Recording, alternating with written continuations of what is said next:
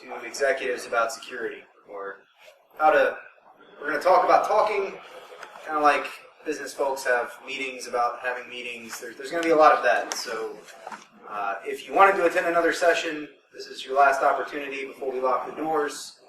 A little bit of housekeeping. If your neighbor starts dozing off, please catch them so they don't fall on the floor. And we'll go ahead and get started. I said everybody was in it's coming in, and then people can.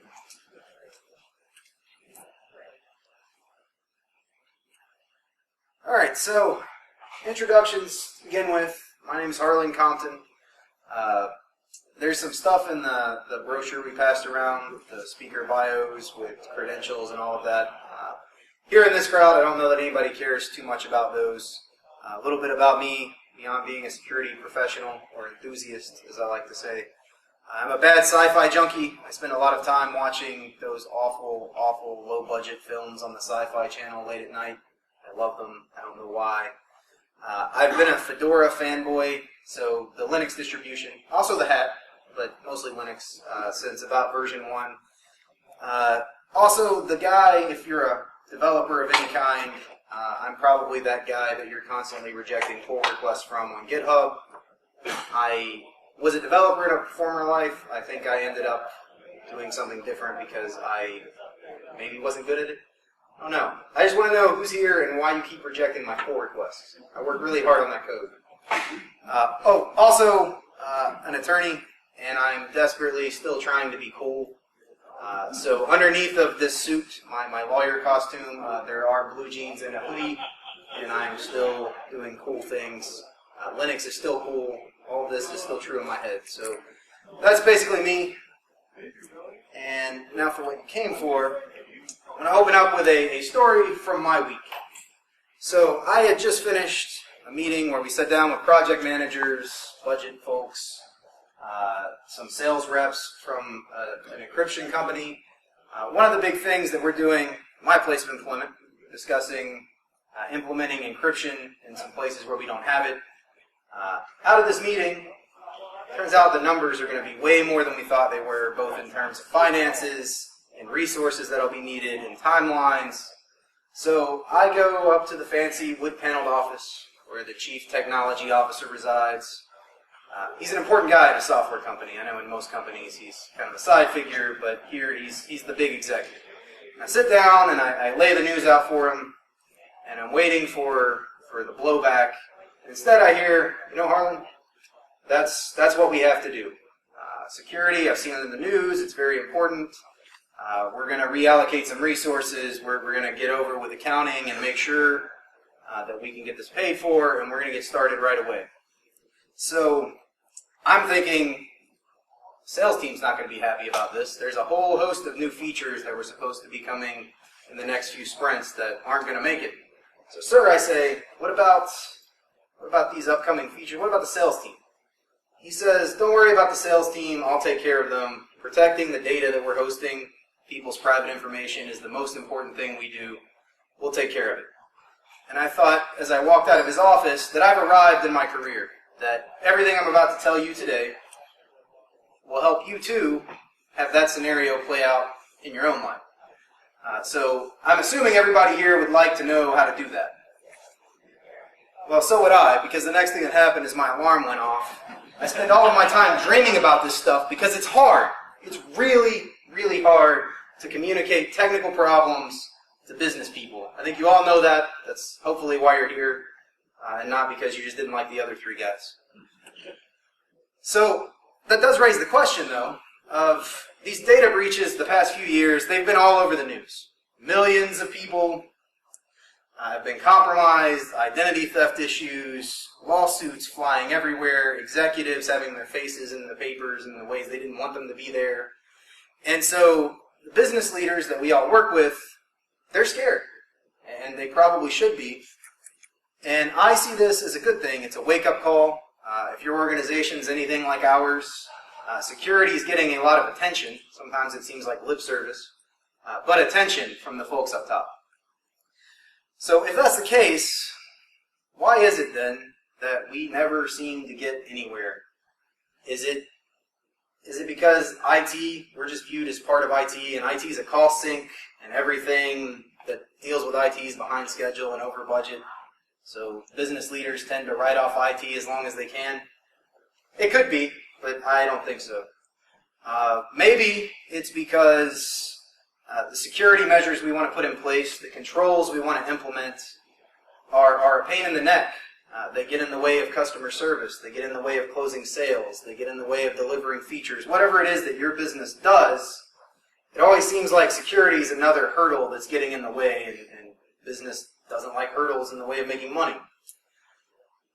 It could be that, but I tend to look over at other areas of the business. So let's take the legal department.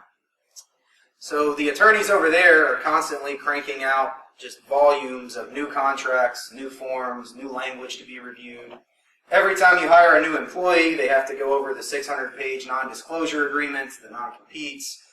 Every time you want to close a deal with a customer, there's all the contract haggling that has to happen. New vendors are the same way. I would say the legal department has a huge problem with being a stumbling block, but yet it seems that the stuff they need to get done ends up getting done. You could say the same thing about the accounting department. Maybe not so much sales because they're making money, so they get what they want because they make money. But I think it's because we are speaking different languages. Not just from a technologist to a business standpoint, which tends to be the cliche, is they just don't understand the technology problem, so they don't want to spend the money. It truly is just two completely different modes of thinking, which is what I'm going to elaborate on here. So the first thing that comes up when security people talk to executives, you see this all the time, I see it a lot, and it seems to be the obvious approach. So all of these data breaches have been in the news. If you need to get funding out of the budget, you need to get something implemented, you need to get resources, why not point to those data breaches and try to excite, shall we say, business leaders into playing ball, into paying attention, helping you to do what you need to do. The problem with that is kind of like the boy that cried wolf story. So we spend too much time relying on fear, uncertainty, and doubt because it's really easy to do. This stuff is scary. The thought of a data breach where I work, I mean, that's a world-ending scenario. We're all unemployed after that. Because no one's going to use our software, the sales pipeline's going to grind to a halt, and I'm going to be waiting in the unemployment office, I suppose. So it is very important. So how do you avoid creating the appearance of fear, uncertainty, and doubt is what we'll get to next. Because if you don't think about that, if you don't try to be reasonable, try to be just matter-of-fact with the way you're explaining this to executives, what's going to happen is you're going to become the squeaky wheel, which has happened to all of us at some point, and you're going to be the guy or the lady that just gets ignored. And business leaders are going to turn to alternative voices to find out what they actually need to do to protect them from a liability standpoint. And when that happens, who do they turn to? If it's not the security leaders in the company, then they turn to the legal department. They turn to the chief financial officer. They turn to regulatory bodies. And what you end up with when that happens is what all too many of our organizations find ourselves with, which is a pure compliance program. Because everyone knows if you need to do something to meet regulatory compliance, it's a lot easier to sell that. But regulatory compliance doesn't always get you any real security. And so too many businesses languish in this world, in my big red circle here. Red's bad. Just if it's not to do with HIPAA or PCI DSS or NIST or whatever compliance framework you might be under, it becomes a very difficult sell. So we got to speak the language of executives, of business leaders, in order to persuade them to see the issue the way we see it. And we're not going to do that with technical details. We're not going to do that with, look, here's how easy it is to exploit these vulnerabilities. You're not really going to be able to do it with vulnerability scanning reports and maybe even auditors, depending on the business, until you can translate that into the language that business people understand. So I'm going to teach you a little bit of this language. I don't know it very well, but I know a few keywords. The most important of those is risk. Business is risk. All business is risk. You go into business, you're taking a risk. You think you're going to make money, you could end up homeless. Hopefully, if you're a business that wants to stay in business, it's a managed, minimized, mitigated risk. But that's what the practice of business is.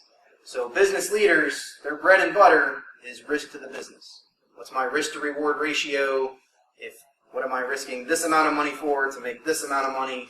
Am I going to spend $100,000 to land a client who may only bring me 50 grand in revenue? No. But am I going to risk wasting 10 grand to land $1 million client? Probably. So it's not difficult, it's just different from the way that we as technical people normally think.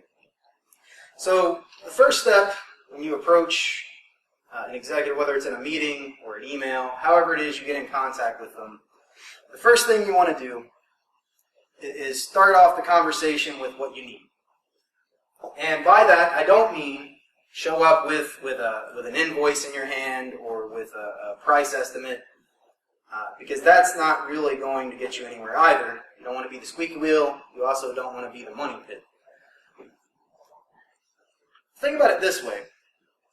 If you're a CXO of some sort, of any decent-sized organization, what is it that you do on a daily basis? What is your job function? Well, politics, yes, but officially, what's your job function? You make decisions, right? Like you're the decider. It's George Bush. I'm the decider, right? So you got to give an executive a decision to make. If you're just coming to an executive to say, hey, here's a problem I have, I need you to solve it for me, or hey, here's a solution that we really, really want, and here's how much it's going to cost, I need you to sign this check for me, executive's not making a decision.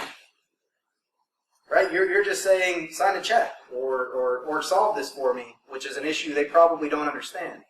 What you do instead is you come to that business leader and say, here's a problem, here are the different solutions that we've come up with, and the risks and the costs associated with each one of those. There we go. So, I like to say dollars and cents, like S-E-N-S-E.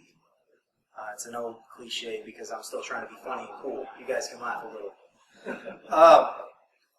You want to frame it in that context, and then put it on the table of the business leader to decide. Now, if you're really crafty, somebody mentioned politics earlier, so maybe you know where I'm about to go with this. If you're really crafty, you can frame that in such a way that the decision is really kind of already made because there's really only one decision that could realistically be made. The trick is letting the executive be the one to make that decision. Maybe they have an importance complex, or maybe they're very attached to the business because they have a lot more at stake than we do as employees. Could be a lot of reasons. All I know is it works.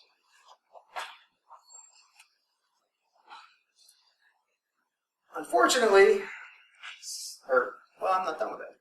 The other point is when you deliver that decision to be made, you also have to commit to results. And that's something that we as technology people, a lot of us, I used to not be so comfortable with doing that. We tend to speak in generalizations, like this should improve our defenses on the perimeter and prevent these kind of attacks, or hypothetically this will do that. We speak in broad terms without making any kind of commitments. Part of the solutions you have to offer in order for a business leader to make a decision is, hey boss, if we do this thing, here's what will happen. And you have to put some accountability on the line, which isn't always easy, especially if you're afraid you might be wrong. But when you do that, you also tend to get better results, especially if you follow through with that accountability. And it seems fair, right? You're asking the executive to make a decision and be accountable. So whatever it is they decide, we should be accountable for what we said the results would be. Sometimes the answer to that still is no, we can't do it. Especially if it's an expensive, fun security toy, like some of our vendors have out here. You take their business cards back, you call them, you do the sales demos, you're sold, but never feel like you're going to get the line item in the budget to ever really see them outside of this conference every year. And that's because, as a business leader, trying to put yourselves in their shoes, and I know it's really hard because I struggle with this every day, you tend to look at security like insurance. So when you're spending on security dollars, you're trying to protect yourself against a potential risk. Just like the insurance that the office carries on its equipment, its computers, the insurance that we have for workers' compensation, insurance that you buy for your car or house. You buy it for one of two reasons. The first of which is a loss, no matter how small the risk. If that risk is realized, would be world-ending for you. So for most of us, we buy homeowners insurance because if we lose our house, we can't replace that. We need the insurance. Not likely, but it would be just a world-ending loss. The other reason is because the expected loss costs more than what the insurance cost would be. So this is the lens you have to look through when you're trying to make your case to executives about why we need one of the shiny toys out here. Is to realize they're thinking of it as insurance.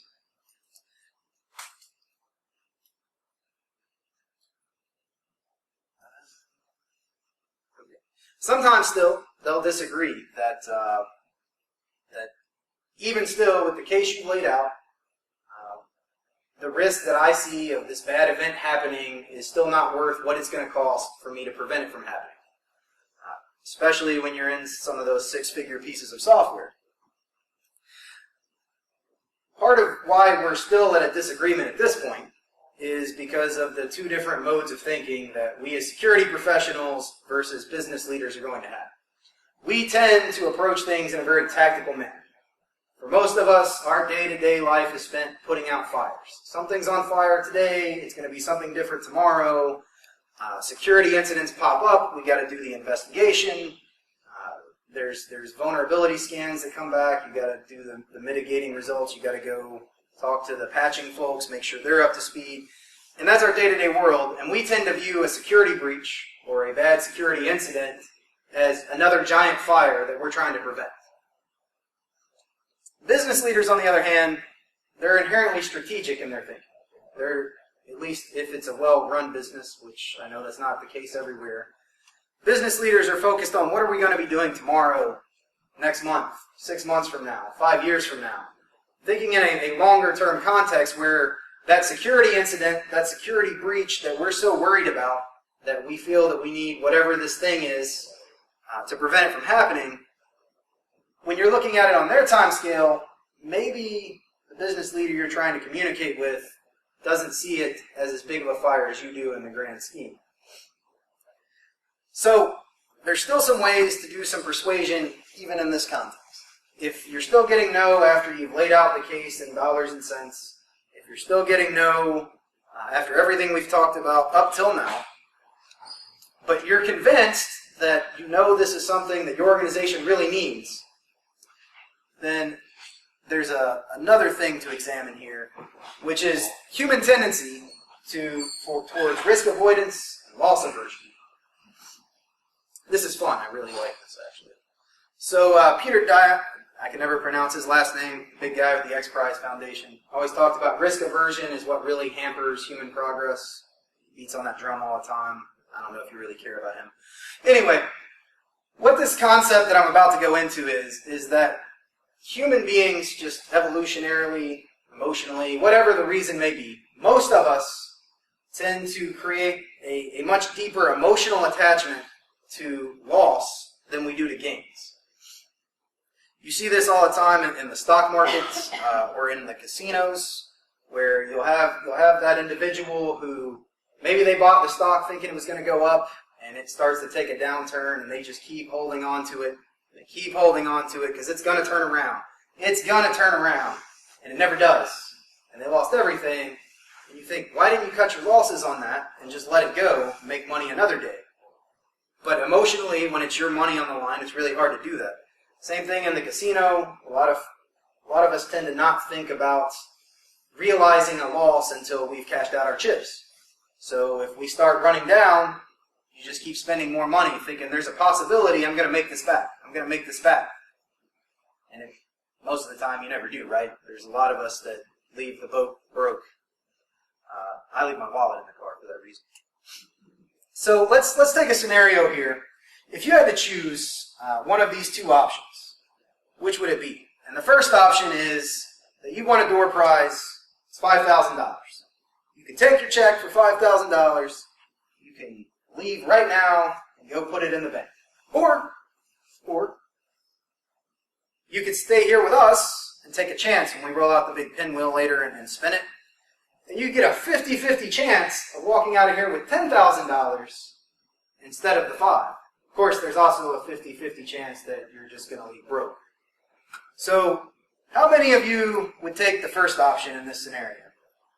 $5,000 in your pocket right now. What about the second? Who's our risky folks? Okay. I'm sorry, just a moment. Is there a Dave Woodseat? Dave? No? No problem. Let's flip this scenario on its head, however, and let's look at it a different way. So option 1, you've been fined $5,000 by the FCC because of some potty language you used on Facebook. You got to pay the fine today.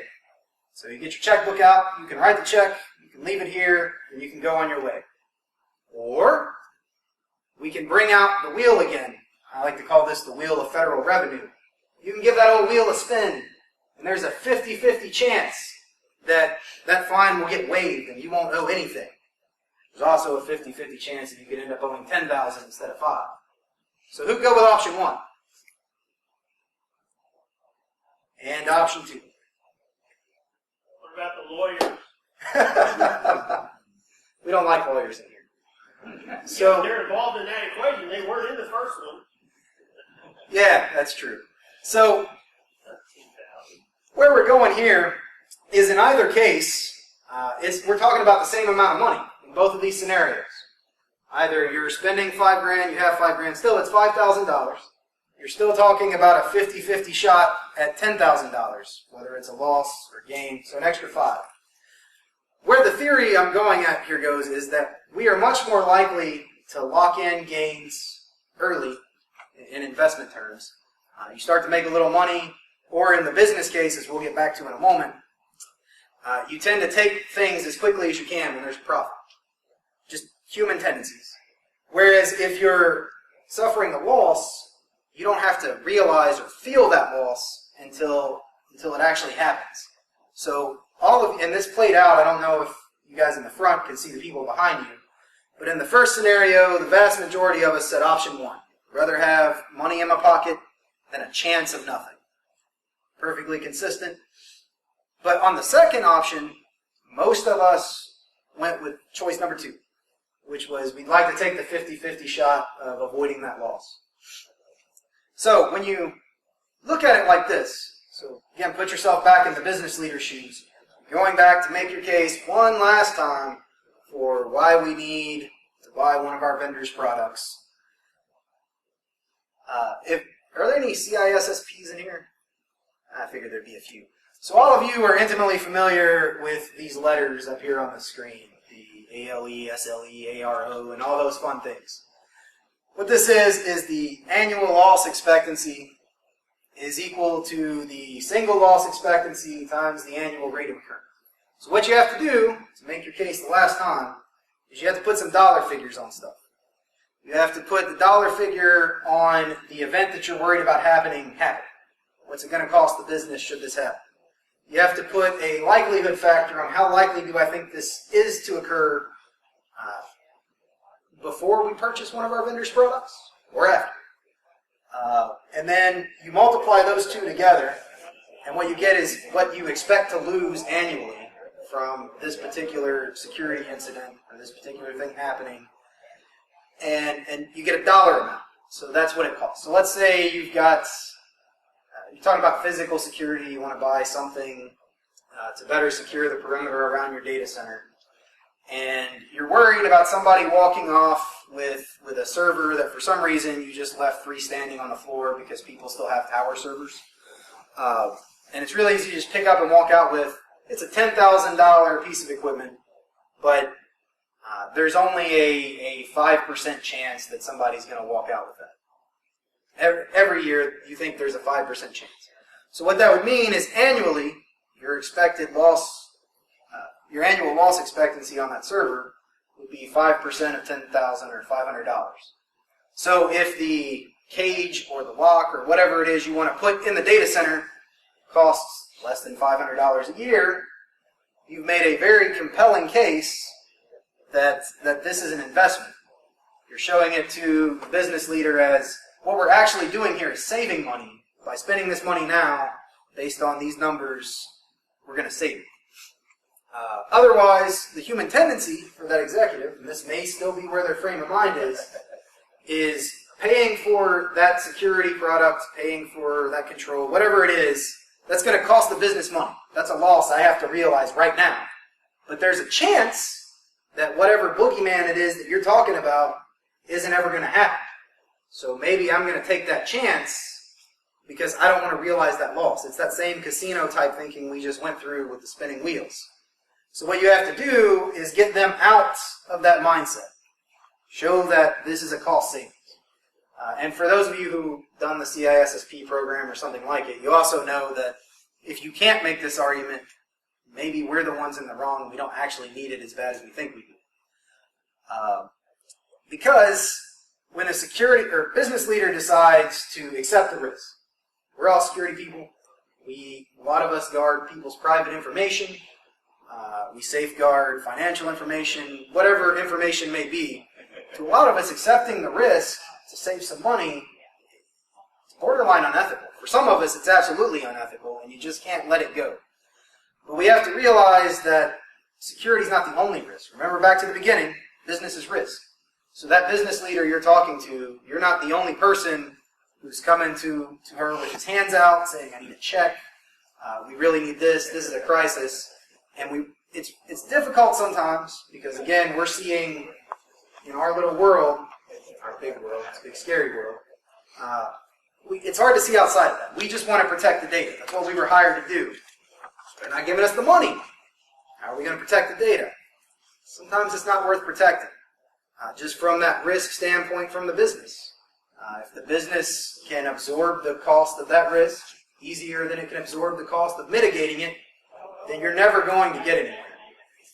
You can make all the slideshows, you can bring up all the FUD, you can send your CEO news stories every day when this happens to some other company. You're never going to get anywhere because if it happens, the loss from that event is smaller than what it's going to cost me to mitigate it. And that's just business. And it's hard to deal with our ethical dilemmas with that because I have them too. But until you can do that, we're never going to get anywhere in this argument. But the other point here, and this is the last resort. So this is after you've gone in the first time, you made your case clearly, it didn't work. You did the second time the way we did. The third time, you came in with the numbers and the probabilities and showed it was a savings. Decision still, we're going to accept the risk. You haven't completely lost the war, just the battle. So the next step here is to hold that business leader, hold that decision maker accountable. Because that's what you asked them to do, right? Business leaders make decisions. You asked for a decision, you got one. You didn't make the decision, so why should we live with the accountability for that decision? That's why the guy upstairs gets paid the big bucks and us not so much. So, the first point there is that you have to document. You need to keep records of the risk you identified, the proposal that you made, the numbers that you put together, the correspondence from the executive where they said, here's why we're not going to do it if they bothered explaining it to you. Sometimes in our world, they don't bother. It's just no.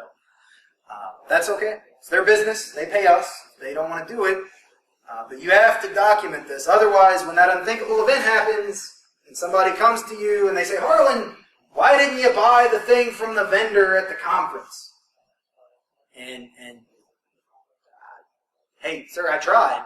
And you said no. You didn't make a clear enough case. You didn't. Somehow it's going to fall on you, and you're going to be the person walking out without a job or without the promotion or whatever it may be. So you have to keep this kind of documentation. Also, I know everybody's doing their annual risk assessments, right? Everybody nod and say yes. I don't want to know otherwise. It's not my business. But every year, annually, we all know we should be taking a risk inventory from a security standpoint in our organization. You look over everything, you determine where your risk points are, what mitigating controls you've put around them. Well, this documentation is part of that risk assessment. That, hey, we've identified a risk here, here's the information we have about it, here are the controls we've adapted, which, by the way, you should, even if we can't get the shiny product from the hallway, there's still other things we can try to do to mitigate the risk. And as security professionals, that's still our job. Even when we get told no, close the hole the best we can. Whatever bit of the hole is left goes in the risk assessment. If you're a somewhat large organization, that risk assessment finds its way to the chief financial officer, or it finds its way to the general counsel's office. And if you think business leaders talk risk all the time and that's their language, you haven't seen anything until you talk to the lawyers. And so when they see that, they may have an entirely different opinion than the CEO, and a lot of times you could say the exact same thing to the CEO, you get a no. When the company attorney comes in and says, hey, if you don't do this, you're getting sued and awful things are happening, watch how quick the mind changes. So you may not have lost the war, you keep waging the war, you just lost the battle. So you hold that decision maker accountable. You keep the records, tell people when the auditors come in, if anybody does SSAE audits or other independent third-party audits, if depending on what the risk item is, I'm not saying you should throw your company under the bus, but also don't hide the ball. If they find it, explain it. It gets documented. Maybe customers see it. So maybe you're not the only one that thinks this is important. Then again, maybe we are. And that's kind of what I'm getting at in this whole thing, is we have to take the time to put on the executive hat and think about what are they thinking? Why can't I get this funding? Let's see. The worst case scenario, and this one's my personal favorite, and when I say that, it's in this malicious hand-wringing, like, I like to watch it on TV, I don't like when it happens to me kind of ways, which is what I call decision dodgeball. This happens if you've done everything that we talked about before. There's a decent probability that the decision maker is going to hide behind the bureaucracy. Why do businesses develop bureaucracy? Anybody know the core reason why bureaucracy tends to grow up around the business? It's to avoid accountability, right? Same stuff we were talking about at the beginning. Bureaucracy shields people from being accountable. So decision makers may try to hide behind the bureaucracy and not give you an answer, or drag it out forever and hope that they can just keep putting you off. So that could be you submit your request for capital budgeting if your organization does that, and then when the budget comes back, it's just mysteriously gone, and that committee in the boardroom struck it out, but no one said why or who did it. It could be that they just keep rescheduling meetings or not answering emails. Because they realize, if this is what's happening, then again, back to the insurance idea, that business leader knows that this is insurance, you've made a good case. They don't want to put their name on the decision to say no, but they also don't want to spend the money. They don't want to be the person who the house burns down and their signature is on the waiver form for homeowners insurance saying, I don't want it. Nobody wants to be that person. So the only way to get around this, I don't really have much in the way of good advice here, other than be persistent, be firm, don't be a jerk. And that should go without saying in all of this, is don't be a jerk.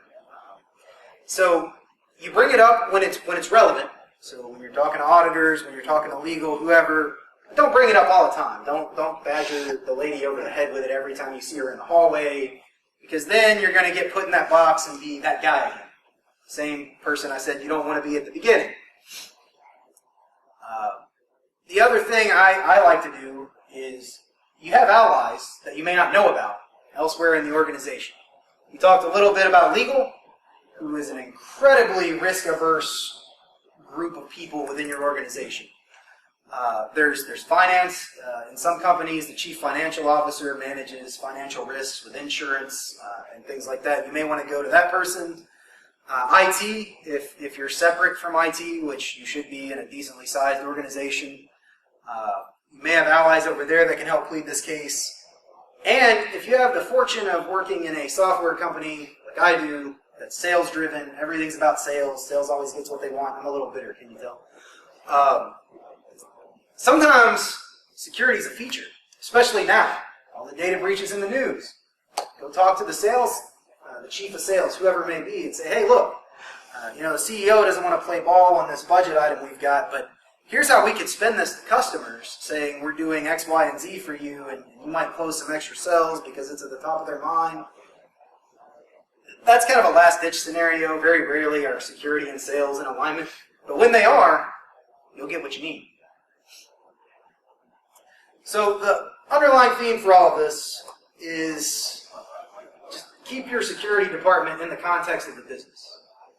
When we forget that we're a support role in the business. We have a protection role to the business, but it's about the business. When we forget that, that's when we get stonewalled by business leadership.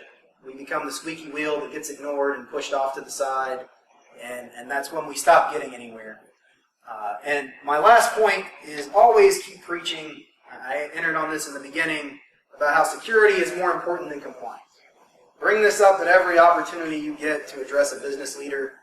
They are paying more attention to security now, but a lot of business folks have this misguided idea that if we just check regulatory boxes, we're going to be okay. And it's our job as security professionals in our own little corners of the world to dispense with that idea as quickly and as severely as possible. You can bring up examples whenever high tech rolled out the last time. If your business had to spend a lot of money, you're in healthcare, and you had to spend money enacting all these controls that was required by high tech, you could point out to a business leader, hey, had we been focused on a security first mindset, we would not have had to do all of this stuff because we would have already had it. The regulatory frameworks are only getting more and more burdensome as governments try in vain to get zeroed in on security. They're never going to do it, but there's going to continue to be more and more rules. And so continue to sell the idea that investing in security is an investment against future costs that we're going to incur when the next regulation comes along. Because if we pay attention to our security first, in-depth security, there's a good chance we won't have to spend any money when the Office of Human Rights or when the PCI Council or whoever decides to just drop a whole new load of paperwork. So, unfortunately, I don't want to take any more time. I've enjoyed talking with you. We do have about, technically 5, but really 15 minutes if there's any questions, comments, scenarios you want to paint and see if I can pull them out like a puzzle. I probably can't, but I'm up for a challenge.